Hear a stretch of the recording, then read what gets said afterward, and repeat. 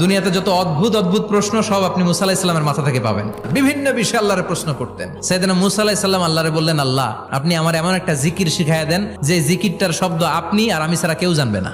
দিনে রাতে সব সময় এই জিকির আমি করব, আপনারে ডাকবো, কিন্তু শর্ত হলো এই জিকিরটা জানবে শুধু আপনি আর জানবো শুধু আমি। আল্লাহ বললেন, মুসা পড়ো লা ইলাহা ইল্লাল্লাহ।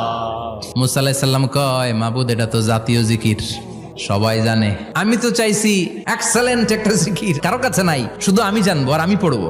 আল্লাহ বললেন, মুসা এই লা ইলাহাকে যদি এক পাল্লায় রেখে দাও, তাম বিশ্ব, 7 আকাশ 7 জমিনটারে তুলে যদি তুমি আরেক পাল্লায় রেখে দাও, লা রাজাহাত কাফাতু লা ইলাহা ইল্লাল্লাহ, মুহূর্তের মধ্যে লা ইলাহার পাল্লা ভারী হয়ে যাবে। ও মুসা, তুমি যতই এক্সক্লুসিভ জিকির চাও, লা ইলাহার চেয়ে দামি জিকির আমার কাছে নাই।